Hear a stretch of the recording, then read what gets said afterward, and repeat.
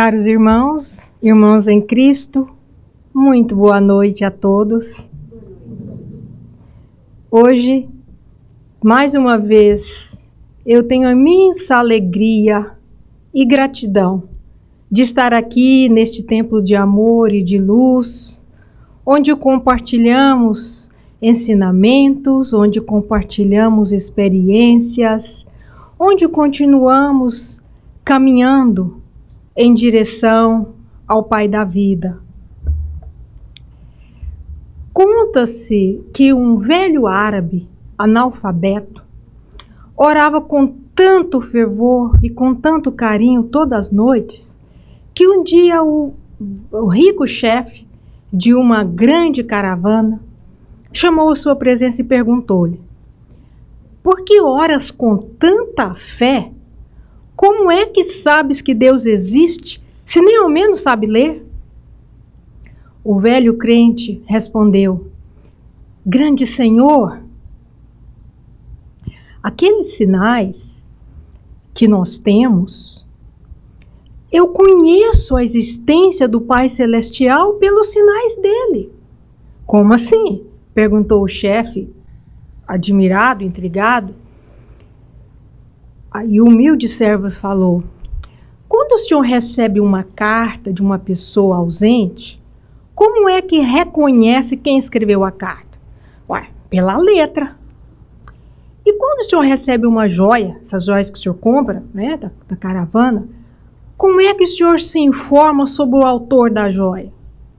Pela marca do ourives. O velho empregado sorriu e acrescentou: e quando o senhor ouve os passos dos animais ao redor da tenda, como é que o senhor sabe depois se foi um carneiro, um cavalo ou um boi? Pelos rastros, respondeu o chefe surpreendido. Aí então, o velho crente convidou-o para fora da tenda, da barraca, e apontando o céu, onde brilhava a lua cercada por multidões de estrelas, exclamou: Senhor, aqueles sinais lá no alto não podem ser dos homens. Essa linda história nos foi trazida pelo Espírito Meimei, pela abençoada psicografia do nosso Chico Xavier.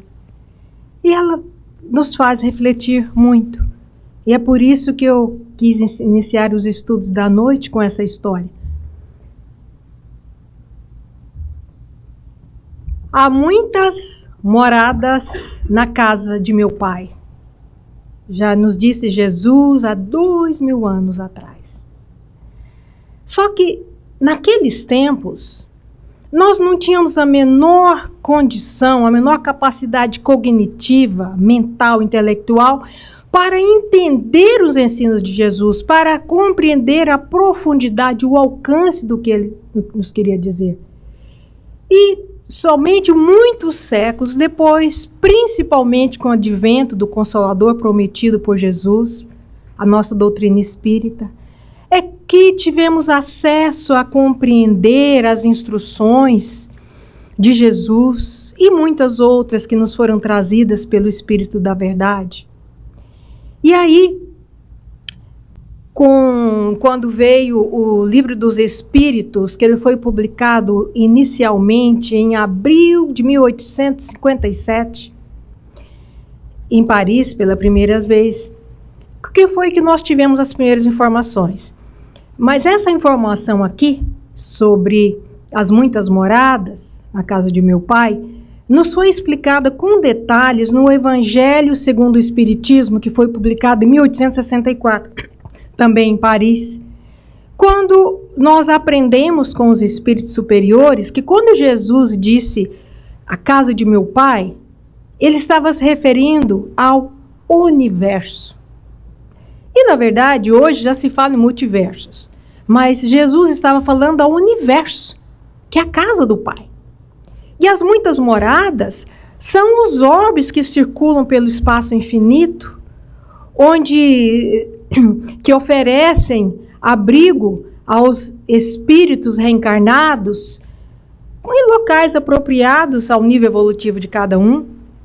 E também estas palavras de Jesus podem ser entendidas como se referindo ao estado feliz ou infeliz dos espíritos que se encontram na erraticidade, dependendo, obviamente, do nível evolutivo de cada um. E continuando com a doutrina espírita, temos aqui, como disse antes, o Livro dos Espíritos foi publicado inicialmente em 1857, e nós vamos nos referir hoje mais especificamente às perguntas de 37 a 59, que está no capítulo 3 do Livro dos Espíritos, que fala sobre a criação, a formação dos mundos. Nós não vamos, obviamente, estudar cada uma das questões, mesmo em função do tempo, não temos como. Então, vamos abordar somente alguns aspectos aqui, como um resumo dessas perguntas. Mas é um estudo muito interessante, bem aprofundado. Quem se interessa, eu altamente recomendo que vá lá. Pergunta de 37 a 59. E um dos aspectos que vamos trazer aqui hoje é quando nós podemos concluir, pelos ensinos dos espíritos, que nós não somos o único orbe que tem o privilégio de abrigar seres racionais. Instruções dos espíritos superiores, que trabalharam diretamente com Kardec na codificação. Outro ponto que nós temos aqui é que é orgulho e vaidade supor que Deus criou o universo somente para nós. Isto seria pôr em dúvida a sabedoria de Deus, por questões óbvias. Gente, não sou eu que estou dizendo, não. São os espíritos superiores. Quem não concordar, vai falar com eles, porque eu só estou sendo o transmissor aqui, tá? Se bem que eu acredito também. E continuando, as constituições físicas de cada globo e dos seres que as habitam são completamente diferentes. Inclusive lá o Kardec menciona, dando a comparação como os peixes que vivem na água e os pássaros no ar, que são diferentes, até muito, muito mais diferentes que isso. Somente como uma analogia, né, para nós. E um outro ponto que nós vamos trazer aqui hoje para a nossa reflexão é que existem outras fontes de luz e calor além do Sol. Em muitos mundos, a eletricidade desempenha um papel que desconhecemos. E vai lá saber que outras fontes de luz e energia que existem, né? Que é muito comum que a gente tenha a tendência de julgar tudo pelos nossos valores. Né? O grande equívoco que muitas vezes cometemos é querer enquadrar Deus dentro do quadradinho humano. E por aí afora, isso é parte do ser humano. Por isso que a gente tem essa doutrina abençoada que nos ajuda a expandir, que nos ajuda a ir atrás, sair do quadradinho e conseguir começar a levantar uma pontinha do véu. Né? E a continuação do que o Kardec nos trouxe, na Revista Espírita, que foi publicada em março de 1858, praticamente um ano, ou seja, 11 meses depois que foi publicado o Livro dos Espíritos, o Kardec traz aqui algumas reflexões. Isso quem escreveu foi o Kardec, baseado no que ele aprendeu com os espíritos superiores, enquanto trabalhando na codificação, né? E eu achei muito interessante, então eu trouxe aqui para as nossas considerações, até mesmo porque muitas vezes a gente até deixa a revista espírita para lá, foca no Pentateuco, né? E acaba deixando a revista espírita de lado, revista espírita meio que de lado, até mesmo por não lembrar. E, no entanto, lá tem informações preciosíssimas, muito bonitas. Vamos ver o que o Kardec nos traz aqui. Ele começa falando: por que a Terra, pequeno globo imperceptível na imensidade do universo, que não se distingue dos outros planetas nem por sua posição, nem por seu volume, nem por sua estrutura, pois não é a maior, nem é a menor, tem gente menor que nós, né?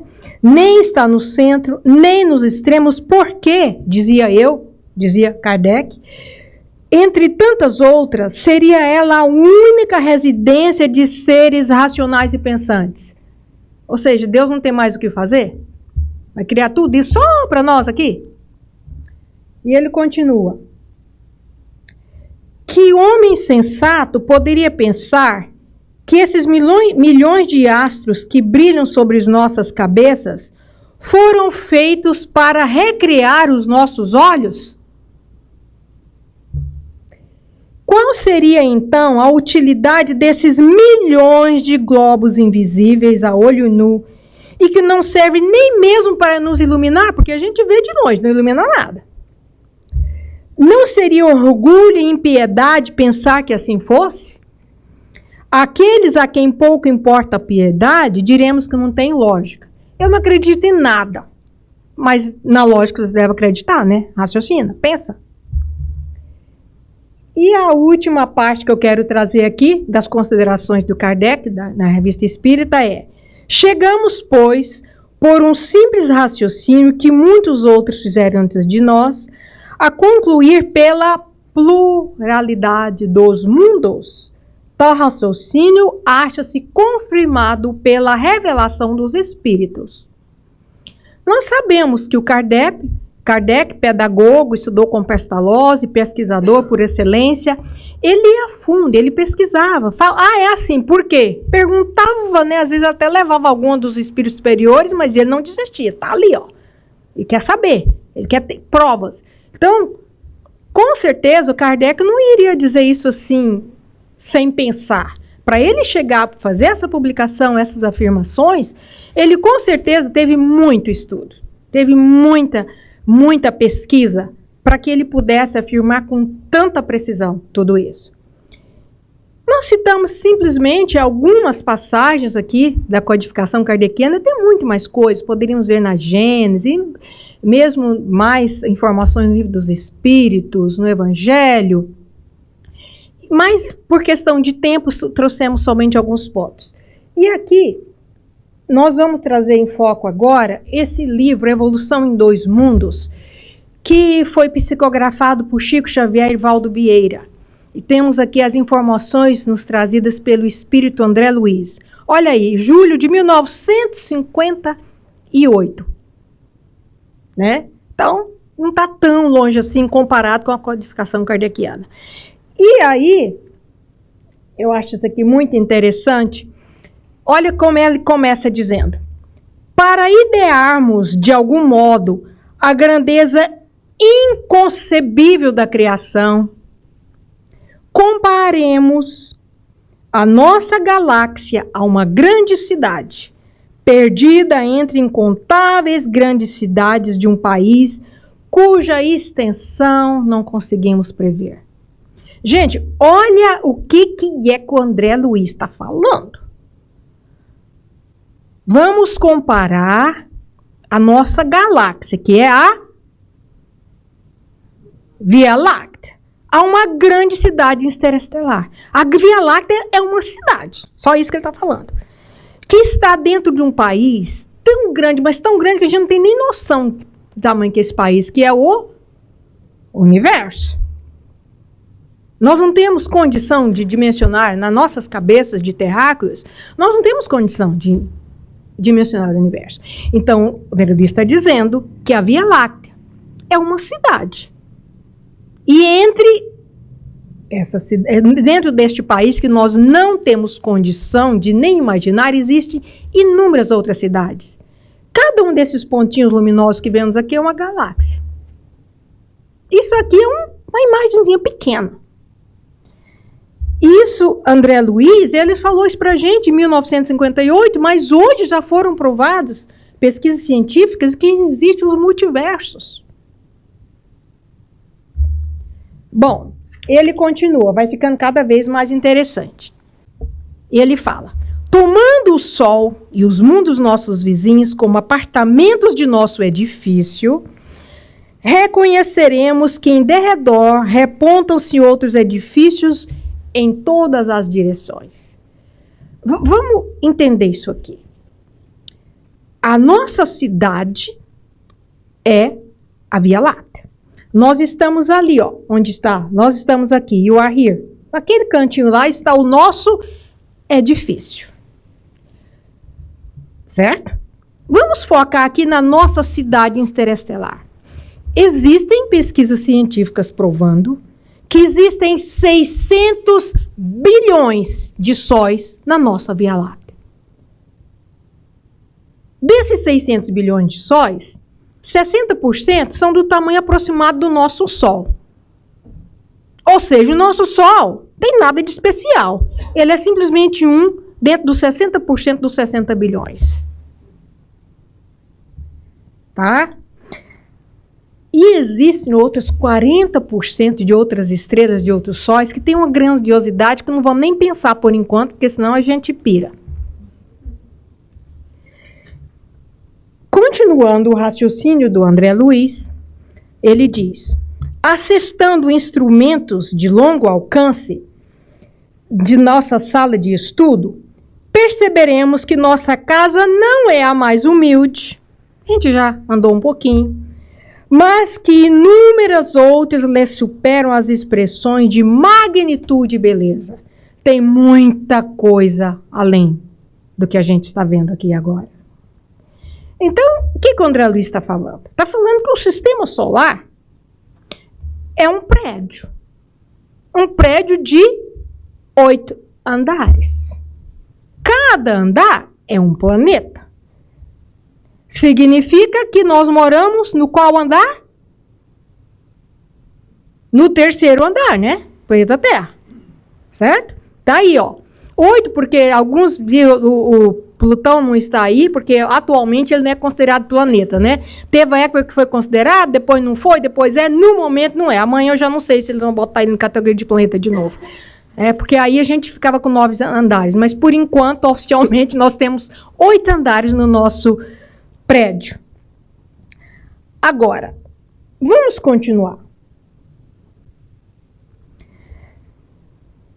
Aprendemos que, além de nossas edificações, além do nosso prédio, do sistema solar, salientam-se palácios e arranha-céus, como Betelgeuse no distrito de Órion, Canopus na região do Navio, Arcturus no conjunto do Boieiro, Antares no centro do Escorpião, e outras muitas residências senhoriais, imponentes e belas, exibindo uma glória perante a qual todos os nossos valores se apagariam. André Luiz, humilhou agora, hein? Olha, o que ele está falando? É uma glória, é uma coisa tão fora do que vocês podem imaginar, não dá nem para imaginar. Como é que seriam esses palácios em arranha-céu, hein, gente? Eu fico imaginando. Porque a gente não sabe nem aqui do nosso prédio. Nós não conhecemos os outros andares do nosso prédio. Mal e mal conhecemos o terceiro. A maioria é só o apartamento, às vezes só um quarto ou só a cozinha. Nem sai do apartamento. Agora, eu vou falar uma coisa para vocês. Eu vou confessar aqui. Eu vou fazer de tudo que eu puder para ir morar numa mansão dessa aí. Aí eu vou. Mas eu sou humilde, eu reconheço meu lugar. Por enquanto, eu estou feliz de ter um cantinho aqui no terceiro andar, por enquanto, porque eu quero fazer um upgrade para o quinto andar, eu quero ir para Júpiter. Agora, se a gente está falando de construção de prédio, quando a gente mora, vamos dizer, no apartamento, né? A gente compra, a gente tem um financiamento, tem um mortgage, né? O mortgage aqui, normalmente, a gente paga em 30 anos. Paga aquele tanto por mês, no final dos 30 anos, você pagou seu mortgage, bom, você tem o título. Aqui é um pouquinho diferente. Você faz o financiamento, mas você não sabe quando é que ele vai acabar. Porque, às vezes, você não consegue pagar o mortgage, você fica atrasado. Mas Deus não faz foreclosure, não. Ele dá o tempo que a gente precisa. Você não pagou, você vai ter que pagar, tem juro. Mas não tem foreclosure, não. A gente vai ficar ali, ó, até conseguir quitar o apartamento e pegar o título. E é isso que eu quero. Eu quero pegar o título e quero dar de entrada para um apartamento no quinto andar, lá para Júpiter. Aí depois a gente vê o resto, né? Uma coisa de cada vez. Também não adianta ficar pensando muito lá na frente. Ah, não, cobertura era que dá um tempo, calma. Vamos para o quinto andar primeiro, depois a gente vê. Também, né? Aí querer demais, né? Mas a gente tem que ter plano, para tudo na vida a gente tem que ter plano. A gente está brincando aqui e tal, mas é uma realidade. É uma realidade. E o que a gente usa para pagar a prestação do apartamento, para pagar o mortgage? Os bônus, dona Elisete, pode ser, mas para conseguir o bônus enquanto está aqui, tem que fazer a tarefa de casa, né? Nós temos tantas oportunidades aqui, porque tem o seguinte, às vezes aqui, em Orlando, a gente pode não conseguir pagar porque não consegue trabalho. Agora, aqui nesse caso, um trabalho quem não quer, serviço tem, e muito. Depende da gente ter coragem e deixar a zona de conforto, né? Bom, agora, também nós já sabemos que o Kardec dizia que se um dia houvesse alguma coisa na ciência que entrasse em contradição com a doutrina espírita, para a gente escolher quem? A ciência, né? Só que isso não aconteceu ainda não. Aliás, na verdade, aconteceu muito pelo contrário. Porque é a ciência que está vindo comprovar o que nós aprendemos na doutrina espírita. Nós já sabemos disso. E um estudo que foi comandado pelo astrofísico Christopher Consellis, da Universidade de Nottingham, durante 2 décadas, eles estudaram os dados que foram trazidos pelo telescópio espacial Hubble. E esses estudos foram concluídos em 2016, que foram publicados. E em 2016, eles publicou-os, baseado em dados científicos do Hubble.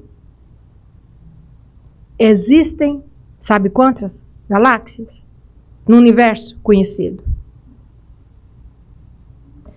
Existem simplesmente no universo conhecido 3 trilhões de galáxias. No universo conhecido. E o que não conhece? O Hubble conseguiu enxergar somente 10%. Os outros foram questão dos dados, como é que o astrofísico faz, eu não tenho a menor ideia. Nessa encarnação, pelo menos, eu não trabalhei com isso. Então, não sei muito. Mas eu acredito que é um estudo sério, que foi publicado, foram os dados. Agora, essa foto aqui é uma foto do telescópio Hubble. E ele diz que esses pontinhos aí, cada pontinho desse é uma galáxia. E quanto mais distante a galáxia, o pontinho mais distante está de nós, essas galáxias, né? Agora, a nossa galáxia, a nossa Via Láctea, ela é simplesmente uma. Gente, eu disse 3, mas na verdade são 2, é que eu me emocionei. São 2 trilhões de galáxias, tá? 2 trilhões de galáxias. Porque, vamos e venhamos, 2 trilhões, 3 trilhões, faz diferença? Na minha cabeça não faz, porque eu não tenho número para isso. Eu não sei escrever trilhão. Eu tenho que escrever a palavra trilhão, porque em número eu não sei não tenho nem vergonha de falar. Eu tenho que escrever a palavra trilhão mesmo. São 2 trilhões de galáxias, não tem condição. Eu não vou nem ficar pensando muito, porque só de pensar nos 600 bilhões de sóis eu já fico tonta. Vou pensar em galáxia? Não. 2 trilhões de galáxias, né? Do universo conhecido. Agora, aquela famosa pergunta, né? Como o povo diz por aí, a pergunta que não quer calar. Qual que é? Como é que foi que tudo isso se formou? Como é que foi que tudo isso aconteceu? Será obra do acaso? Vocês acham que é obra do acaso? Ninguém aqui acha? Gente, mas se achar não tem importância não, porque tem muita gente que acha, inclusive tem a bendita da teoria do caos. Já ouviram falar da teoria do caos? E muita gente defende. O que é a teoria do caos? A teoria do caos, ela prega que as coisas se juntam por acaso para criar a vida, os planetas, tudo que existe. Essa teoria diz que tudo acontece por acaso, no caos. Vai as coisas, tromba daqui, tromba dali, vai. Até que um dia ocorra uma condição extraordinária e a vida surge. Por acaso. Really? Bom, vamos, gente, né? A gente tem que dar, assim, uma colher de chá. Vamos dar uma de Kardec aqui. Vamos lá. Vamos investigar. Tendo essa teoria em mente, vamos imaginar, sob a ótica dessa teoria, vamos pensar aí num depósito de carro batido, um junkyard. Todo mundo conhece, né? Aqui tem um monte aqui em Orlando. Pensa num junkyard, um desses bem grandão, bem grande, que tá lá, que tem vários anos que já tá lá. E lá tá cheio de carro batido, de tudo quanto é modelo, de tudo quanto é ano, já tá anos e anos isso lá, faz chuva, faz sol, né? De vez em quando dá um furacão, mexe tudo, voa a peça para um lado, voa a peça para o outro, dá uma chacoalhada ali, tudo por acaso. Estão batendo, estão se trombando por acaso. Até que um dia tem uma condição extraordinária, acontece um terremoto que nunca aconteceu na Flórida, pelo menos que a gente tem notícia. Uma condição extraordinária, não é? Na condição extraordinária, de repente, sai uma bela de uma Mercedes 350. Eita, beleza. Uai, vocês estão rindo por quê? Porque se o universo pode ser criado dentro de trombada aqui, por que não uma Mercedes? Não vou nem Mercedes, vá no meu Centrinha mesmo, vai, um Centra já tá bom. Por que não? A gente está rindo, porque é um absurdo, não tem lógica. E como é que acha que alguém pode achar que tem lógica o universo, a vida ter sido criada por acaso, se não pode criar nenhum Centra? Não vou nem falar na Mercedes, não.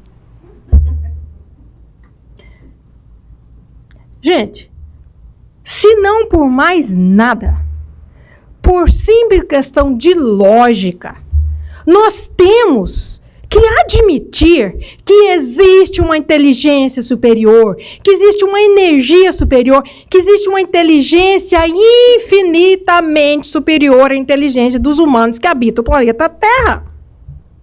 Simplesmente por questão de lógica. Não precisa ser muito inteligente, não. Lembra do árabe lá do início da história, que não sabia nem ler? Aqueles sinais lá em cima não podem ser dos homens. Bom, isso aí a gente não tinha estudado ainda, o que o Kardec continua nos ensinando. Olha o que ele pergunta. A primeira pergunta, número 1 do Livro dos Espíritos. O que é Deus?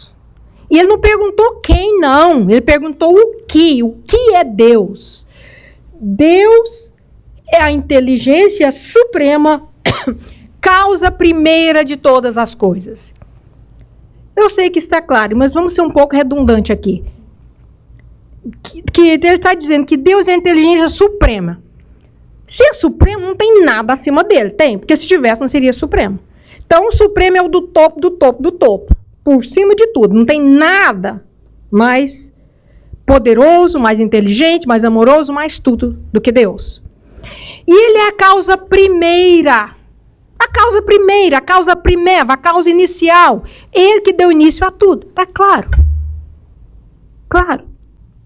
Mas, como a gente sabe que o Kardec era danadinho, ele não deixava por menos, né? Ele aprendeu, não é que ele não acreditou, mas ele continua perguntando.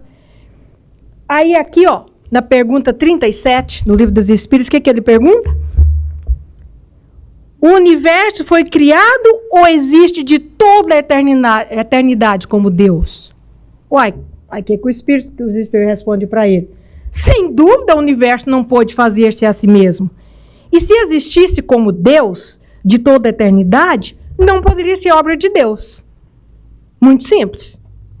Muito lógico, não é? Então, para nós que somos espíritas e sabemos que a codificação kardeciana é uma obra séria, que foi feita com pesquisa, com embasamento, está aí a resposta dos espíritos superiores, comandados por Jesus. Vamos continuar com mais algumas informações aqui, também na obra complementar, agora o livro A Caminho da Luz, também da psicografia do nosso querido Chico, nos trazido pelo Espírito Emmanuel. Esse livro, ele conta toda a trajetória da Terra, desde os primórdios até o final. Aqui a gente vai trazer só alguns pontos, em função do tempo, né, que a gente, do estudo. Mas é fantástico. E ele começa falando assim: rezam as tradições do mundo espiritual que na direção de todos os fenômenos do nosso sistema existe uma comunidade de espíritos puros, eleitos pelo Senhor Supremo do Universo, em cujas mãos se conservam as rédeas diretoras da vida de todas as coletividades planetárias. Olha o quanto de informação tem nesse pequeno parágrafo aqui. Primeira coisa que ele está falando, rezam as tradições do mundo espiritual. É porque o Emmanuel, né, ele não queria contar vantagem, não queria bater papo. Nós sabemos, através de informações dos espíritos, que o mentor do Emmanuel é o Paulo, né, o apóstolo Paulo. Então, as tradições do mundo espiritual significa que alguém contou para ele. Ou é Paulo ou alguém da turma dele, é gente séria. Ele não está tirando isso assim da cabeça dele só, não. E depois ele fala que existe uma comunidade de espíritos puros e eleitos pelo Senhor da vida. Quem são esses espíritos puros e eleitos? São os Cristos, ou Messias, como se refere a alguns espíritos também, né, na Revista Espírita. São aqueles que chegaram ao máximo de perfeição que um espírito pode chegar, que é absoluta, somente Deus, obviamente. Mas eles trabalham ali, ó, juntinho de Deus. Eles têm o WhatsApp direto de Deus. Pode chamar a hora que quiser, tá ali, ó. Não pergunta muito detalhe, não, porque eu só estou contando o que o Emmanuel contou, tá? Se vocês me apertarem, eu não vou saber responder. Mas eu acredito no Emmanuel. E eles falam que eles conservam as rédeas diretoras de todas as coletividades planetárias. Ou seja, existem várias outras além do nosso sistema solar. Tá claro, tá falando aí, ó. É o que ele está falando. Para a gente entender um pouquinho mais, quem que são os Cristos, o que tem que fazer para chegar até Cristo? Aqui é bem rapidamente, trazendo uma visão das ordens dos espíritos. Segundo Allan Kardec, ele começa a falar sobre isso lá na pergunta 96 e seguintes do Livro dos Espíritos. Existe um número ilimitado de ordens espirituais, mas ele coloca aqui simplesmente por questão didática para a gente ter uma ideia, né? Oi, obrigada, querida. Obrigada, Silvana. E obrigado, Silvando, também. Não vai ficar com ciúme, não, tá? Adoro água, ainda mais quando está com sede. Então, aqui nós temos uma divisão simplesmente por questão pedagógica. Começa ali na terceira ordem, não vou nem ficar olhando muito terceira ordem, não, porque eu não quero saber muito, então vai que eu me acho ali, por ali, né? É melhor fazer de conta.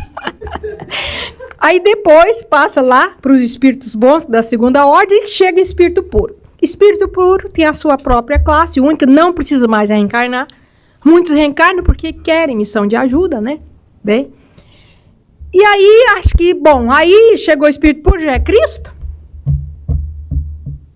Não. Aí volta lá para o final da pirâmide, espírito puro estagiário, ou bebê, ou seja lá o que você for, vai começar a escalada para chegar a Cristo. Mas eu imagino que uma escalada, quando você é espírito puro estagiário, é bem diferente, né, da situação de terceira ordem de espírito imperfeito, né? Não dá para comparar, gente. Eu falei para comparar, não é nesses termos, não, né? Volta para a base da pirâmide de espírito puro e vai seguindo até chegar a espírito crístico. E a gente vê mais informações, quem tiver interesse, veja lá na Revista Espírita de fevereiro de 1858. O Espírito de São Luís fala a respeito e o de Lacordaire, ou Lamennais, é um dos dois, eu misturo o nome dos dois. Eles não falam Cristo, lá eles chamam de Messias. Mas a gente sabe que são sinônimos, né? São terminologia de sinônimo. Então, a gente sabe que o espírito puro não precisa mais de reencarnar, mas muitas vezes eles se reencarnam. Agora, eles ainda estão sujeitos à influência da matéria. Vocês já leram aquele livro Renúncia, um romance de Emmanuel? Lembra lá do espírito Alcione? Que ela estava lá em Sírio, espírito puro, e ela resolve reencarnar para ajudar um ente querido. E o mentor dela fala, minha filha, mas você tem certeza? Você vai, olha que você vai estar sujeita à influência da matéria, olha que você vai e tá, não, mas eu preciso ir lá ajudar. E vem, né, acho que Célia, se eu não me engano, né, o meu personagem, se eu não estou enganada. Mas enfim, até o mesmo espírito puro está sujeito. Agora o Cristo não. Chegou a Cristo, pode ficar tranquilo. Não erra mais, não está sujeito à matéria. Cristo é o máximo do máximo dos máximos. Acima de Cristo, só Deus. Então, é isso aí, só para a gente ter uma noção de quem são esses espíritos, essa comunidade de espíritos puros, sob o comando do Senhor da vida, só para a gente ter uma noção, a gente saiu um pouquinho aqui do caminho da luz. Voltando para o caminho da luz, ele diz, o Emmanuel continua dizendo, esta comunidade de seres angélicos e perfeitos, da qual Jesus é um dos membros divinos, ao que nos foi dado saber, pelo que a gente sabe, apenas já se reuniu nas proximidades da Terra para a solução de problemas decisivos de organização da direção do nosso planeta, por 2 vezes no curso dos milênios conhecidos. Gente, está dizendo que se reuniu só 2 vezes nos milênios conhecidos. A gente não sabe dos que a gente... E para tratar de situações referentes à Terra. Mas o Cristo, ele tem a turma dos colegas dele, Cristo, né? Ele é o Cristo do nosso planeta, vai lá saber se não é de outro também, a gente não sabe. Tem o Cristo de Júpiter, que eu quero ficar bem próxima dele, porque quando eu fizer pagar meu mortgage, né, que eu fazer meu upgrade para lá. E os outros Cristos dos outros planetas. Então, a turma, imagina quanto tempo que esse povo não está junto. Como é que eles são com o outro, né? Imagina quando Cristo reencarnou aqui na Terra, vocês lembram aquela história do amiguinho invisível que a criança tem? Quem que será que seriam os amiguinhos invisíveis de Jesus, hein? Olha essa turminha poderosa aí, né? Então a gente sabe que eles se reuniram essas 2 vezes, a primeira vez, aqui ele está falando, a primeira vez verificou-se quando o orbe terrestre se despendia da nebulosa solar, a fim de que se lançasse no tempo e no espaço as balizas do nosso sistema cosmogônico e os pródromos da vida na matéria em ignição do planeta. A primeira vez, quando aquela nebulosa, aquela bola incandescente de fogo, Deus tirou do Sol e jogou, toma Jesus, toma conta. Vai cuidar de formar esse planeta e esse povo aí. Né? E a segunda, não fala aqui, mas nós sabemos quando foi para Jesus, foi decidido que Jesus iria reencarnar, né? Que eles se reuniram, nós sabemos disso, e o livro até traz mais para frente também. Agora, quando aquela massa incandescente desprendeu do Sol e Deus entregou nas mãos de Jesus, gente, imagina a equipe de espírito puro trabalhando com Jesus, equipe sideral. Engenheiro, arquiteto, geneticista, biólogo e tudo mais que imaginar para criar. Para criar esse planeta com a maior paciência do mundo. Para acertar. Para que um dia esse planeta estivesse pronto para receber. Quem? Nozinhos aqui, ó. Nós outros aqui. Para nós evoluirmos. Tem-se notícia, existe alguma controvérsia a respeito, mas notícia que o homem existe aproximadamente há 200 mil anos, né? Alguns falam que é mais, outros que é menos. E o planeta Terra tem 4 bilhões de anos. Olha o tempo que ficou preparando para nós, para chegar. E quando ele fala aqui que as balizas, ou seja, os alicerces do nosso sistema cosmogônico, nós sabemos que a cosmogonia é a ciência celeste, né, que cuida, que estuda os corpos celestes, os planetas, as galáxias. Então, a gente poderia dizer, em outras palavras, nosso sistema cosmogônico, do nosso sistema solar, né? E os pródromos são os inícios, o comecinho. Então, para assentar tudo isso aí, foi que eles se reuniram. E depois, quando o planeta já estava tudo estabelecido, aí criou-se o satélite, a Lua, né? Que traz o equilíbrio do movimento que ela faz ao redor da Terra. Bom, isso daqui é só o início. E aqui nós vamos trazer um esboço do que começou. Como é que foi tudo começou? Primeiro, a matéria se solidificou. A seguir, foram criados os oceanos primitivos. Depois, os primeiros passos para a vida organizada, criou-se a massa gelatinosa, nasceu o protoplasma, que foi o embrião de todas as organizações do orbe. Apareceram os primeiros habitantes humanos, que foram os antropóides das cavernas. Isso que eu falei em algo menos de um minuto, levaram-se bilhões de anos. A natureza não dá salto, não é? Tudo com seu tempo. Então, no curso dos milhares e milhares de anos, a Terra foi se desenvolvendo, né? E, enfim, estava pronto para nós, Homo sapiens. Aí vem aquela pergunta, e onde é que fica essa história de Adão e Eva? Por que a gente pensa em Adão? Porque onde é que teve origem tudo isso aí? Onde é que a gente vai encontrar essas explicações? Aí Emmanuel nos diz que nós vamos encontrar essas explicações nos espíritos que vieram degradados. Que eles traziam na sua lembrança aquela lembrança do paraíso perdido. Todos nós já ouvimos falar, né? Que na constelação de Cabra ou Capela, que é uma grande estrela da constelação do Cocheiro, e quase todos os mundos de lá já se purificaram. E há muitos milênios, dos orbes atingiu a culminância de um dos ciclos evolutivos. Alguns milhões de espíritos rebeldes atrapalhavam a evolução geral. O povo já estava prontinho para ir, para seguir, mas aqueles ali, ó, apesar de intelectualmente muito desenvolvidos, moralmente não acompanhavam o planeta.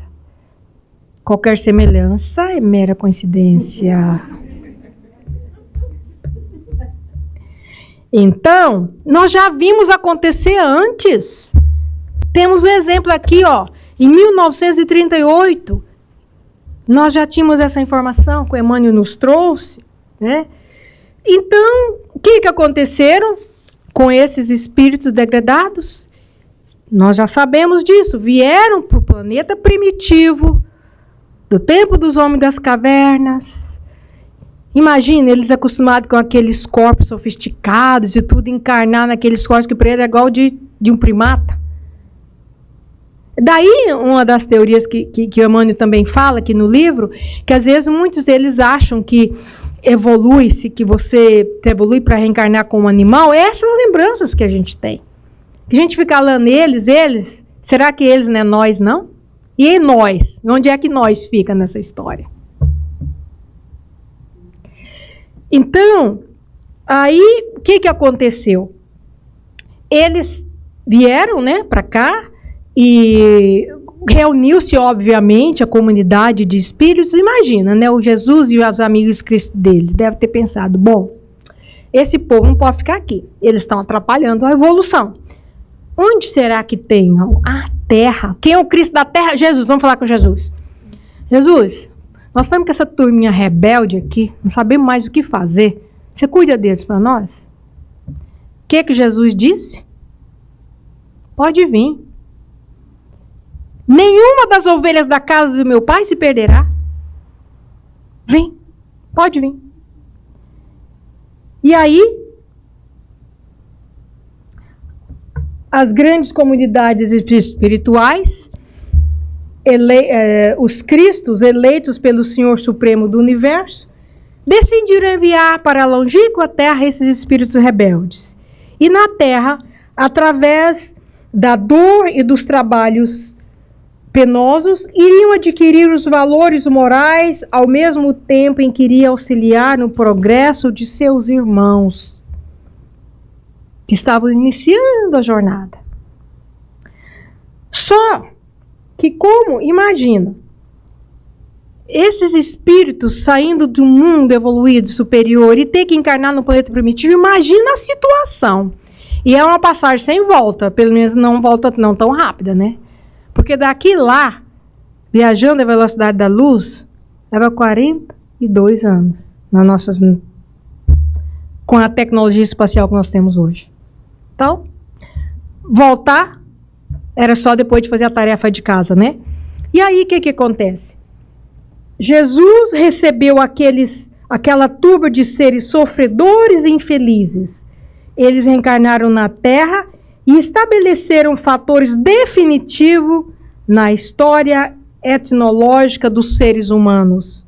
Formaram 4 grandes povos: o grupo dos Árias, a civilização do Egito, o povo de Israel e as caças da Índia. A raça amarela e a raça negra já existiam no planeta, que são primitivas originárias do planeta Terra, né? Então, os degredados, eles vieram com esse compromisso. Eu não vou entrar aqui nos detalhes em função do tempo. Mais uma vez, quem se interessa pelo assunto, leia O Caminho da Luz, que lá mostra todos os detalhes. Mas nós sabemos que dos Árias descendem todos os povos brancos da família indo-europeia, os eslavos, os germânicos, os celtas e os gregos. E nós sabemos também que esses degredados contribuíram muito para a raça negra e amarela, contribuíram muito. Só que tem um detalhe muito importante que a gente tem que lembrar. Eles, naquele desespero de ter perdido o paraíso, daí as reminiscências de Adão, de paraíso perdido, Jesus se reuniu pessoalmente, todos eles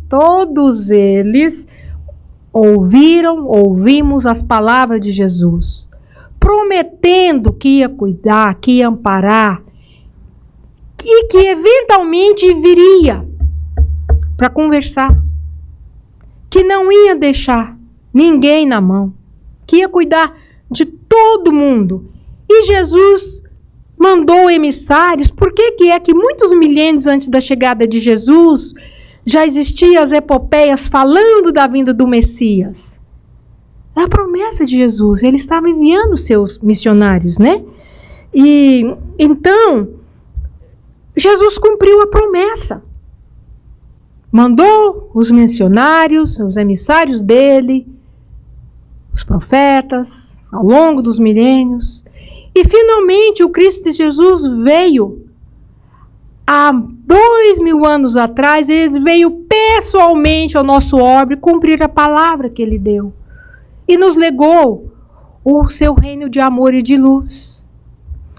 E assim, sob o comando amoroso de Jesus, nós continuamos, através dos séculos e dos milênios, nós continuamos na nossa caminhada rumo às estrelas e além.